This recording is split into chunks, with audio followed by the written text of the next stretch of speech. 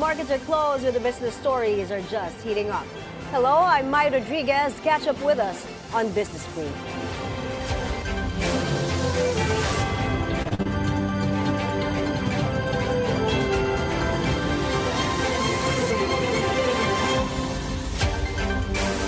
ABS-CBN is edging back towards profitability under Chief Executive Officer Carlo Katigbak. Core operations nearly broke even in the first 9 months of 2025.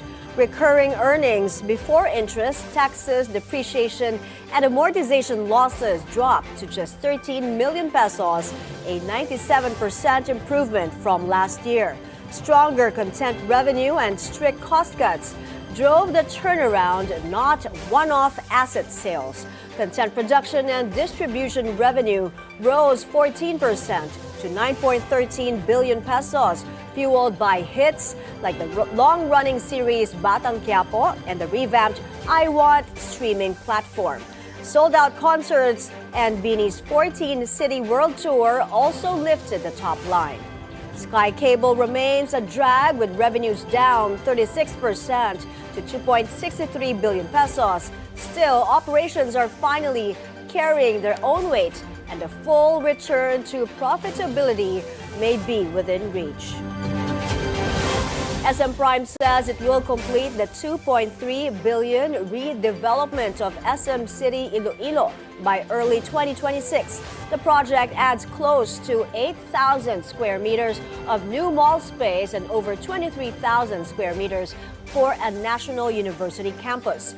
The upgrade brings refreshed interiors, an expanded skylight, and a new multi-level car park with improved links to the SM Strata Towers.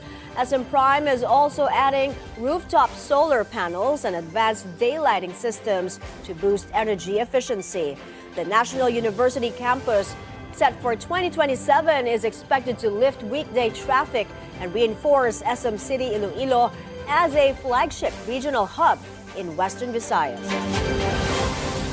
National University, or NU, is targeting 100,000 students as it expands 4 campuses across Luzon. Clark, Mall of Asia, Fairview, and Manila will get new buildings and classrooms to meet rising demand for career-ready programs. The expansions coincide with NU's 125th anniversary. It currently enrolls 83,000 students with new campuses planned in Davao, Iloilo, and Urdaneta. NU supports 570 full scholars and recently earned a QS 3 stars rating, including 5 stars in employability. The city of San Fernando in Pampanga has suspended the business permit of Villar's PrimeWater Infrastructure Corporation. The move follows repeated complaints of poor service, intermittent supply, and discolored water, issues that pose serious risks to public health and sanitation. A technical review found major operational failures and possible violations of the city's environmental code. PrimeWater's response to a show-cause order was judged insufficient as monitoring confirmed the problems persisted. During the suspension, the San Fernando Water District will step in to ensure uninterrupted water service. The Philippine economy is showing signs of caution amid political turmoil and ongoing investigations into the flood control scandal. Experts say both consumers and investors are in a wait-and-see mode, slowing spending and investment. Paulo Barcelon joins us on the line for the details. Hi, Paulo. My Dr. Jesus Felipe, distinguished professor at De La Salle University, told the Bilyonaryo news channel's The Spokes that a wait-and-see mode is a normal reaction in any economy facing uncertainty. Both consumers and investors are really waiting to see what happens. This is a standard in all economies when there are situations like this one. So what we observe is that both agencies, consumers and investors, are refraining from spending. He says this could lower the country's growth targets, which were initially set at 5.5 to 6.5% this year, down from 6.5 to 8.5% in previous years. Structural issues also contribute as many workers remain in low-wage, low-productivity sectors such as agriculture, informal trade, and construction.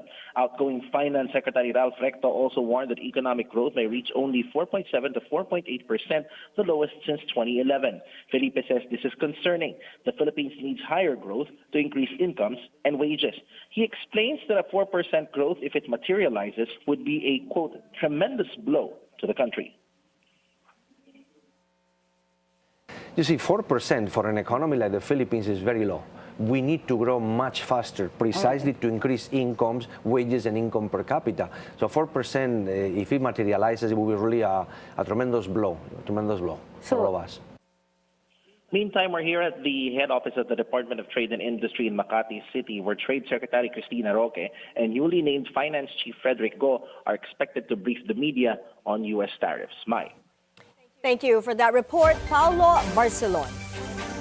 Better policies for online sellers. That's the message from Ana Magkawas, convener of the Online Negosyo Empowerment Council, after meeting with the Department of Trade and Industry about its Trustmark program. Magkawas says they support the program, but warns it duplicates existing consumer protection rules and product standards.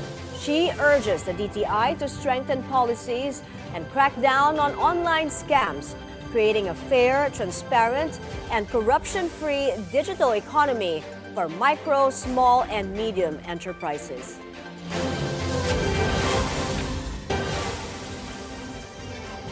We're taking a short break. More stories are coming up next. You're watching Business Brief.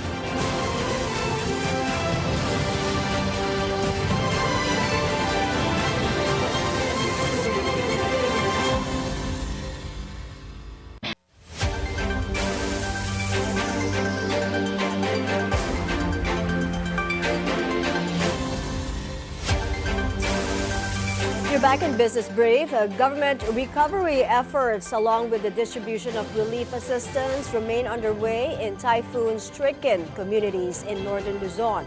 On Monday, Social Welfare Secretary Rex Gatchalian, Human Settlements Chief Jose Ramon Aliling, and Agriculture Secretary Francisco Tiu Laurel inspected coastal areas in La Union and Pangasinan. These provinces were among areas heavily affected by Super Typhoon Uwan.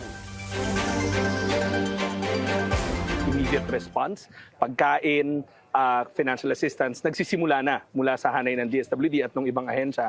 Pero alam namin na medyo mahababa pa yung recovery. Nagsimula na po tayo magpadala ng mga construction materials para sa repair ng bahay.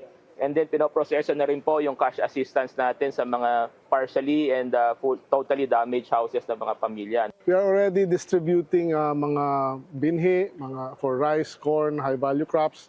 Magbibigay din tayo mga bangka, no, sa mga fingerlings. Besides that, may Philippine Crop Insurance tayo na kung sino man nag-apply at nag-register doon at magbibigyan sila ng tito 20,000 for insurance coverage. And meron tayong SURE program, yung recovery program that they can loan from the DA, ACPC ng up to 25,000 for payable in 3 taon, babayaran na zero interest. Senator Amy Marcos seems to be calling for President Ferdinand Marcos Jr. to step down. This, according to Professor Froilan Calilong of UST's Political Science Department, in an interview with BNC's At the Forefront after Senator Amy accused her brother of drug use. Calilong says the president's sister may believe PBBM is unfit to govern due to alleged physical impairment. To me, what Malacanang is saying that this is a part of her political agenda, I really don't think so. Because number one, she's a sitting senator, and at the same time, I don't know if she has any plans of running for a higher position. If she does, I don't think she will make it because the Marcos name is already very much tainted at this point. So she stands no chance for a higher position, I believe. So itong binabanggit niya, I think is number one, para talaga kay President PBM as a sister, and number two, for the country, as somebody, as a concerned official na alam niya na hindi nakakayanin ng ating Pangulo na magpatuloy pa sa kanyang panunungkulan. The European Union forecasts a 1.4% growth in 2025 as its third quarter GDP remains high. It says exports surged ahead of expected U.S. tariff hikes, helping to sustain economic growth. Meanwhile, EU-wide inflation is projected to fall from 2.6% in 2024 to 2.2% by 2027. President Bongbong Marcos has just formalized a major reshuffle in his economic team, naming Frederick Go as Finance Secretary and Ralph Recto as Executive Secretary. The changes follow the resignations of Lucas Bersamin and Amina Pangandaman, both stepping down out of delicadeza after their offices were linked to the multi-billion peso flood control scandal. Both officials respectfully offered and tendered their resignations out of delicadeza after their departments were mentioned in allegations related to the flood control anomaly currently under investigation, and in recognition of the responsibility to allow the administration to address the matter appropriately. Palace Press Officer Claire Castro says the reorganization is meant to strengthen institutions and improve coordination across the government. Recto will now oversee day-to-day operations as the so-called Little President, while Go takes charge of fiscal management and investor confidence. To ensure continuity and enforce the administration's governance agenda, President Marcos has appointed Department of Finance Secretary Ralph Recto as the new Executive Secretary. The President has also appointed Office of the Special Assistant to the President for Investment and Economic Affairs, Secretary Frederick Go, as the new Secretary of Finance. Meanwhile, Budget Undersecretary Rolando Toledo has been designated officer in charge of the Budget Department to ensure continuity. The Education Department confirms Undersecretary Trijib Olaivar has resigned. DepEd's Chief Media Relations Officer Dennis Legaspi says Olaivar has formally submitted his resignation to the palace. Olaivar was recently dragged into the flood control scandal after Public Works Undersecretary Roberto Bernardo claimed that Olaivar had dealings with him and former Senator Sonny Angara. DepEd has yet to announce his replacement. An economic expert says the government should spend on infrastructure projects to boost our economy. Speaking on BNC's The Spokes, Dr. Jesus Felipe, a professor at the DLSU School of Economics, said good development depends on public investment in key sectors such as education, health, and agriculture. However, he noted the government has been fiscally conservative, hesitant to run budget deficits. The Public Works 2026 budget was slashed by billions amid the flood control scandal and other red flags. This should ensure efficiency and more responsible spending for next year. Banco Central has as many pesos as it wants. And the Treasury of the Philippines has as many pesos as it wants. The other thing would be to say, do we need dollars or do we need foreign currency? That's a completely different story. But pesos, which is what we need to build most of the roads, schools, and hospitals, oh, that's not a problem. So you're saying is that even right now, the government has the tools to turn the economy around. Yes. We just need to spend it. We need to spend it wisely and we do planning. I'm not saying that suddenly the budget has to double out of the blue. No, I'm saying when you hear certain officials saying we need to be careful because we don't need resources, we don't have resources or we don't have the money, that is absolutely incorrect. We're taking another breather, a look at how Philippine shares did today. When we return, stay tuned.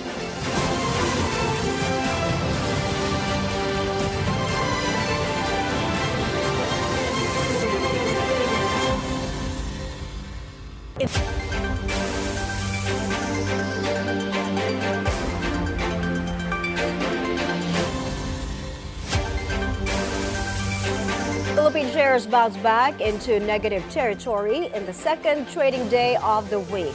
The PSEI dropped nearly 0.4% to 57.56. Sectoral indices ended mixed, with property rising the most at over 1%. Services fell the most at nearly 2%. Decliners outpaced advancers 94 to 74, with value turnover at 6.7 billion pesos. The day's most active stocks were mixed, with SM Prime rising the most at more than 4%. JG Summit Holdings fell the most at almost 4%. On currencies, the peso trades at 58.95 against the US dollar, down from the previous close of 58.93. Asian shares are mostly lower as financial markets await a wave of key U.S. economic data delayed by the government shutdown, while investors scale back expectations for a Federal Reserve rate cut next month. Only Australia's ASX is in the green, while the rest of Asian markets are in the red. On currencies, the US dollar depreciates against the yen but holds steady against the Singapore dollar. Meanwhile, the greenback appreciates against the Hong Kong dollar, the South Korean won, and the Thai baht. The Australian dollar also depreciates against the greenback. In commodities, gold is down more than 1% and oil prices are also lower. In cryptocurrencies, Bitcoin is off by more than 2%, while Ethereum is down 0.7%. A real estate expert believes hybrid work setups, political uncertainty, and slower economic growth contribute to the country's increasing levels of office vacancy.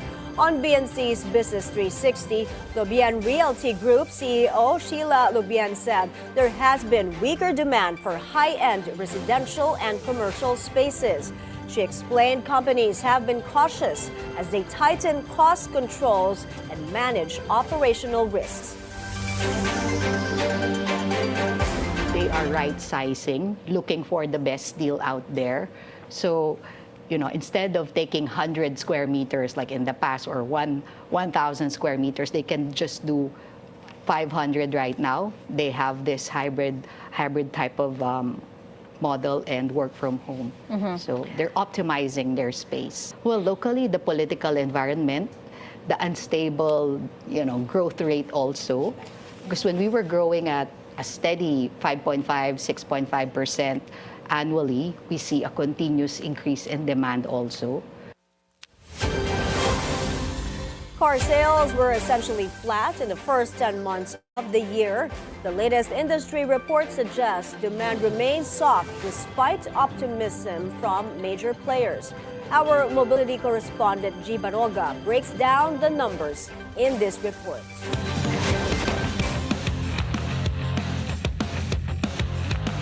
Even with car industry players sounding optimistic, Philippine auto sales are still moving at a slow pace as corruption scandal and controversies dampen demand.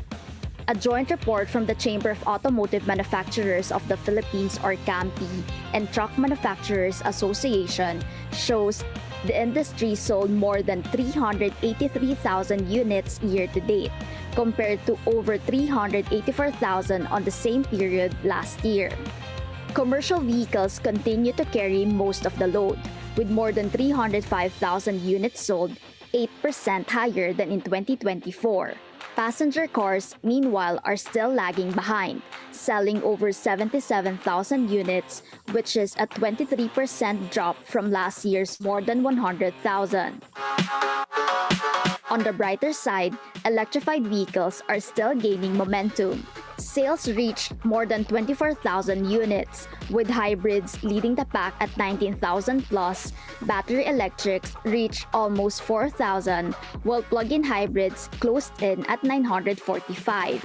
These figures don't include sales of BYD under AC Mobility of the Bilyonaryo Zobel de Ayala family, currently the country's EV market leader and the world's top-selling EV brand.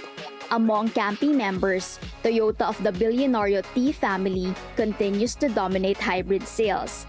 Tesla, owned by billionaire Elon Musk, leads the battery electric category, while Chery under Bilyonaryo Romel Citin's United Asia Automotive Group takes the top spot for plug-in hybrids. Earlier this month, Toyota Motor Philippines Chairman Alfred T. told BNC Mobility the industry is still on track to hit its sales target of more than 500,000 units. We'll find out soon enough if the industry meets that goal, with Toyota still holding a 48% market share. For BNC Mobility, G. Baroga. Jeff Bezos is returning to an operational role for the first time in 4 years. He is launching Project Prometheus, an AI startup with $6.2 billion in funding.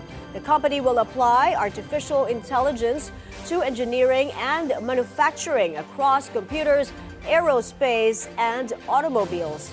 Bezos will co-lead the venture with Silicon Valley researcher Vic Bajaj, formerly of Google's X Lab. Project Prometheus enters a crowded AI market, competing with Google, Meta, and Microsoft, among others. The startup already has nearly 100 employees and is developing AI that learns from real-world experiments.